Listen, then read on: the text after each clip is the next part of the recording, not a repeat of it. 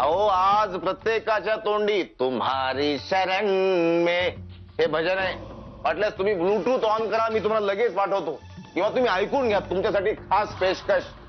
तुम्हारी शरण में तांबडे बाबा में.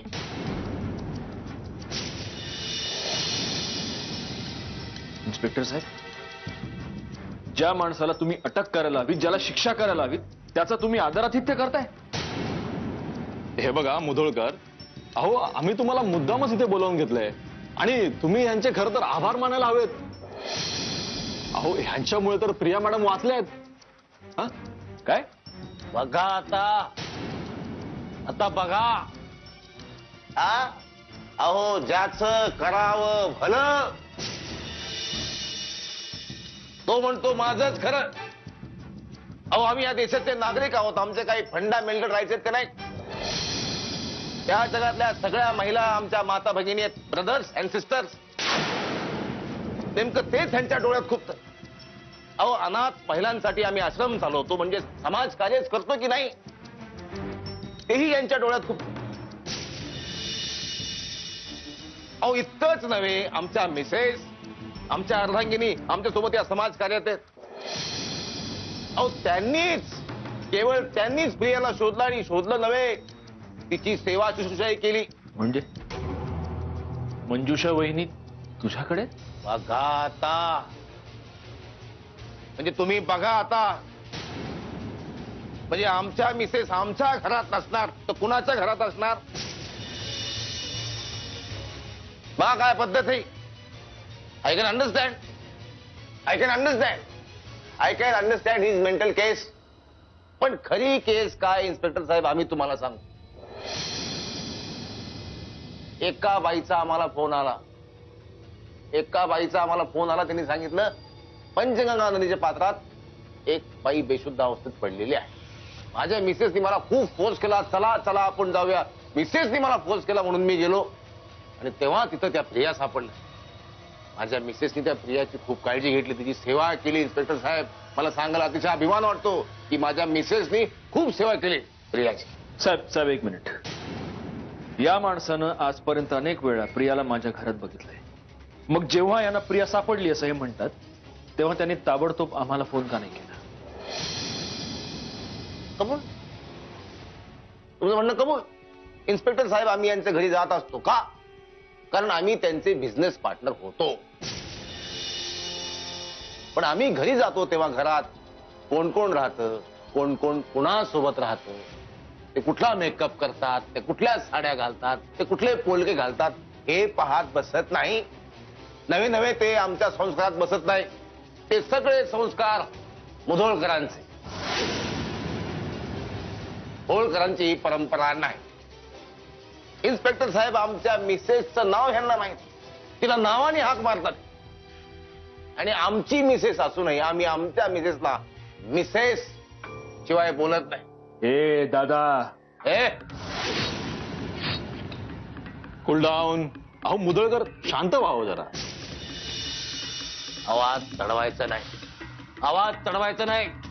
दिस is democratic nation and I have right to mention my opinion. कायद्याचे रक्षक समोर बसले, इन्स्पेक्टर साहेब समोर बसले, तुम्ही काय बोलताय? मग भलते सलते आरोप करताय. आधी ते आरोप सिद्ध करा आणि मग बोला. हे बघा मुधोळकर, आता इथे वाद घालत बसण्यात काही अर्थ नाहीये. तुमचा आरोप जरी लक्षात घेतला तरी दादांचं बोलणं परिस्थितीशी अगदी अनुकूल आहे. त्यांच्या या सगळ्या प्रकारात वरवर तरी काहीही दोष दिसत नाहीये. तरीही मी उद्या घरी येऊन प्रिया मॅडमचं स्टेटमेंट घेतो, आणि मगच आपण ठरवूया पुढे काय करायचं ते. तसंच करा. टेक केअर घ्या या प्रकरणात.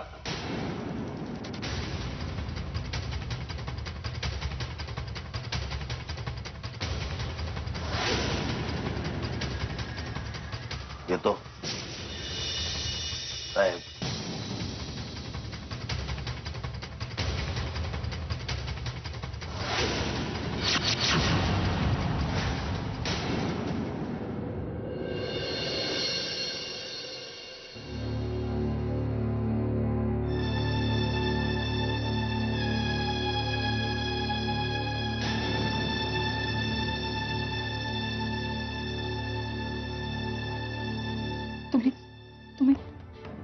कोण कोण आहात तुम्ही?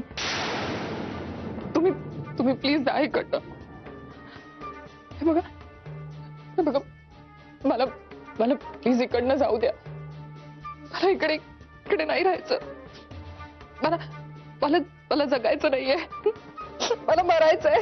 प्रिया अगं मला जग तुम्ही तुम्ही तुम्ही प्लीज जा. प्रिया प्रिया तुला काय झालंय? असं का करतेस तू? प्रिया मला जायचंय. मला नाही राहायचं इकडे. मला मरायचंय. मला मरायचंय. हे बघ सगळं सगळं ठीक होईल. तू अजिबात काळजी नको करूस. मी आहे ना. मला मला मला प्लीज जाऊ द्या. मला मला मरायचंय. मला इकडे नाही राहायचं. मला मरायचंय. मला नाही जगायचं. तुम्ही जा इकडनं. मला मरायचंय.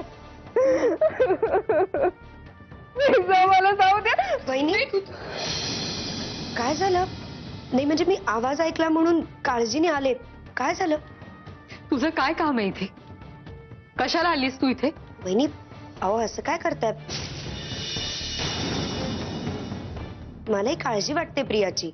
आवाज ऐकला तिचा जोरजोरात म्हणून पटकन धावत आले हो मी. मी आहे इथे बघायला.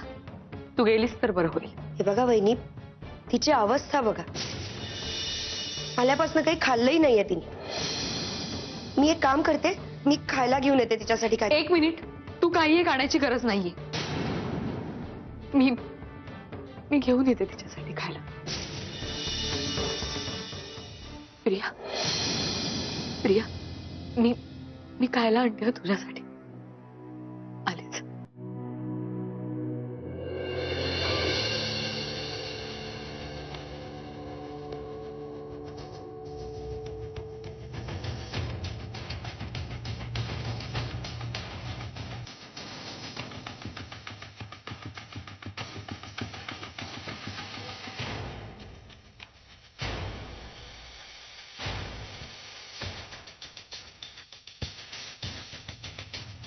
प्रिया डार्लिंग बरायचंय तुला? मी मारू? ठार. काय नवीन नौटंकी आहे ही?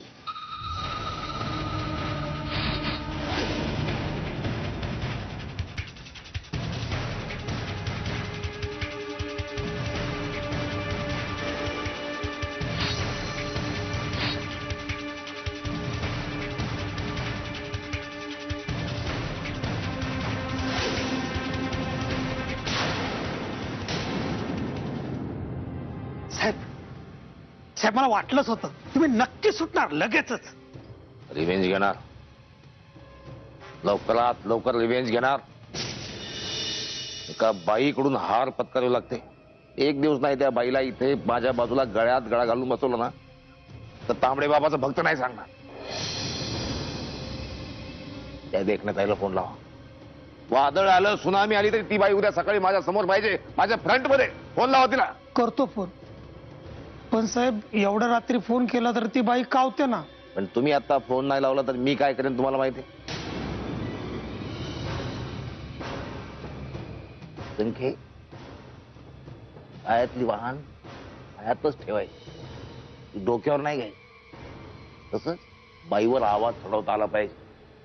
नाही तर बाईच नाही तिचं अख्खं खानदान तुमच्या डोक्यावर बसत. समजलं?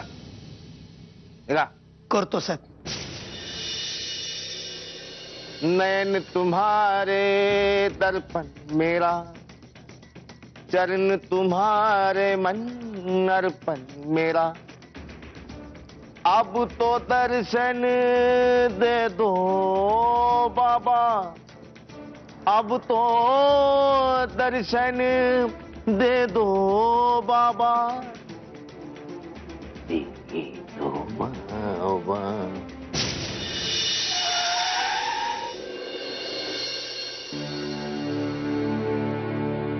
काय झालं पोलीस स्टेशन मध्ये?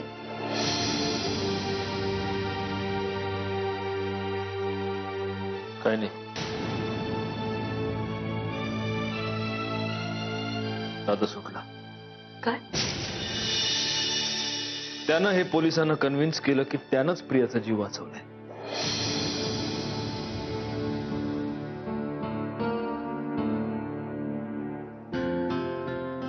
मंजिरी, आणखीन एक गोष्ट. मंजुषा वहिनी पुन्हा दादाच्या घरीच गेलेत.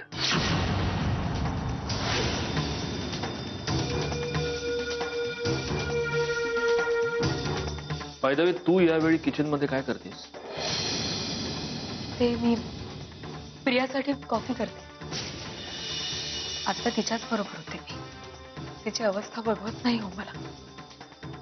असं कसं होऊन बसलं सगळं? एवढी एवढी हसती खेळती प्रिया आपली घरात कुणाला ओळखू सुद्धा शकत नाहीये ती. त्यांचं सोडा, पण स्वतःची सुद्धा ओळख हरवून बसल्यासारखी झाली. नाही, तिची ही अवस्था मी नाही बघू शकत. मी काय म्हणते, माझं एक ऐकाल का? काय? मला असं वाटतंय की आपण आता तिच्या गावी जाऊन तिच्या काकांना भेटलं पाहिजे. तिच्या अशा अवस्थेला ते काकाच जबाबदार आहेत ना. या सगळ्याचा आपण त्यांना जाब विचारायला पाहिजे. मंजिरी, अगं त्याची आता काय गरज आहे? हे बघा, मी आजपर्यंत प्रत्येक वेळी तुम्हाला सांगत आले की तुम्ही शांत व्हा, रागावर कंट्रोल ठेवा म्हणून. पण आता यावेळी मीच तुम्हाला सांगते, त्या माणसाला शिक्षा झालीच पाहिजे. ज्या माणसामुळे प्रियाची अशी अवस्था झाली आहे ना, त्याला शिक्षा मिळालीच पाहिजे.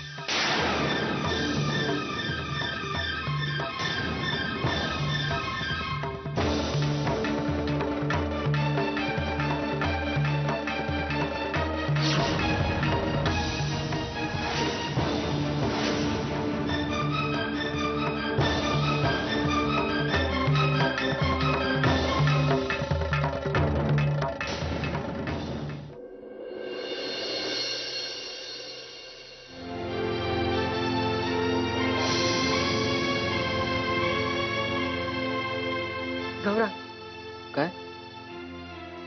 तू तुझ्या जागेवर बस ना. का? ही प्रियाची जागा आहे. बसू दे ओवांचा. बस बस.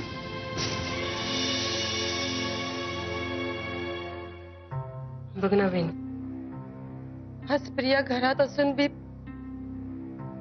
तिच्या जागेवर नाही. कशी गप गुमान झाली आहे माझी पोर. कायम हसत असणारी आज एक शब्द देखील बोलत नाही. कोणाची दिष्ट लागली ग माझ्या पोरीला. वंच आहे त्या परिस्थितीला तोंड द्यायला हवं ना आपल्याला. इथं अशी आसवं गाळत बसल्याने काहीच होणार नाही हो. आता कसली बरी होती प्रिया. वंच, आई, मला काय वाटतं, आपण प्रियाला एखाद्या चांगल्या सायकॅट्रिस्ट कडे दाखवायला हवं.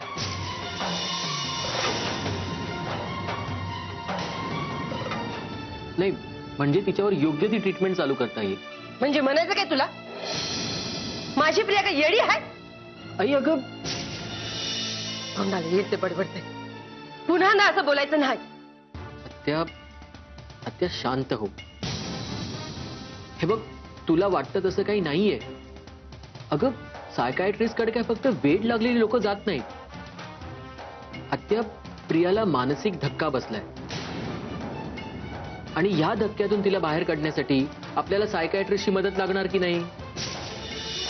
मला वाटतं तुला तिथं डॉक्टरची गरज आहे. माझी प्रिया चांगली आहे. तुम्ही समजानी मिळूनच येणं ठरवलंय. चारबाद तोंड हाय म्हणून काय बी बरळू नगस. तो काय चुकीचं बोलतो ग? डागदरकडे घेऊन गेलं तर काय होणार आहे? अपायचं व्हायचं नाही ना. मग अक्कल असली तर कळणार ना. मग तो प्रत्येक जण आपला हेका चालवायला आले. माझ्या प्रियाची कोणाला काळजीच नाही. चारे, आता लई बोलतेस हा तू. आमची काळजी काय दगडाची बनलेली नाहीत ग. आम्हाला बी तिच्याबद्दल काळजी आहे. आणि काळजी आहे. तोंड वाकडं करून बोललीस ना तर मुस्काट फोडून तुझं सांगते. तिथं प्रियाचा विचार करण्यापेक्षा माझा अपमान कसा होईल हेच बघ तू. चारे, आता लई होत हा तुझं. वंच, प्लीज प्लीज दोघी जणी शांत राहा. वाद घालत बसायची वेळ आहे का ही? बरोबर आहे, आपण प्रियाचा विचार करायला पाहिजे, तिच्यासाठी काहीतरी करायला पाहिजे. पण वाद घालून यातलं काहीच घडणार नाहीये.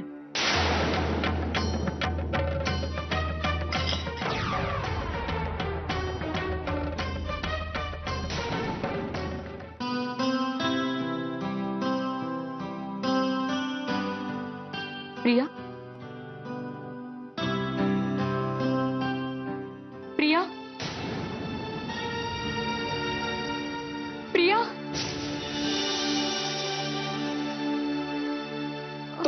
तुम्ही जा इकडनं.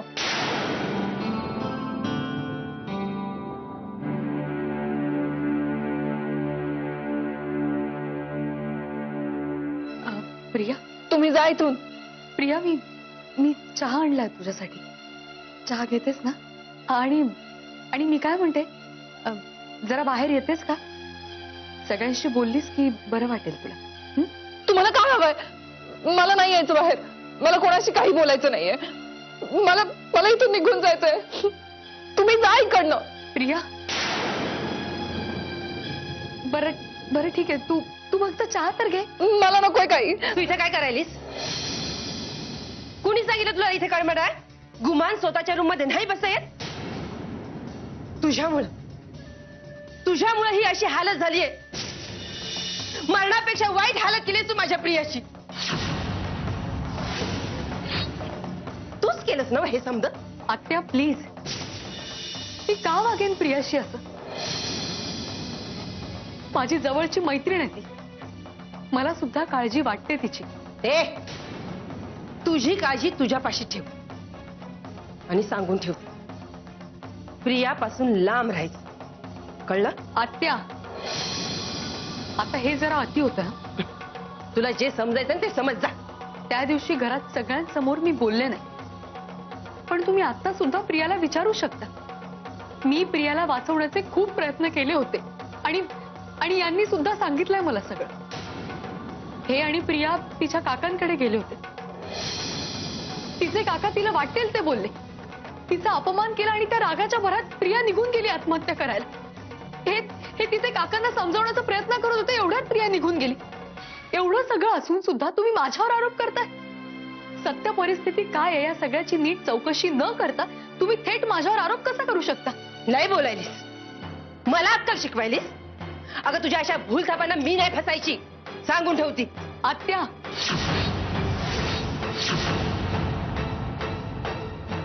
आत्या, हे बघा,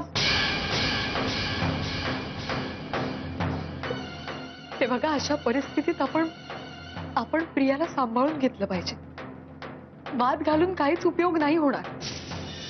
मला शहाणपण शिकू नगस. सत्यजितला भेटायचंय.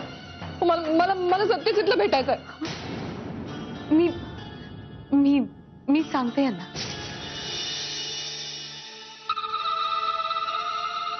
प्रिया, सत्यजित, मला भेटायचंय त्याला. सत्यजितला बोलवा. मला सत्यजितला भेटायचंय.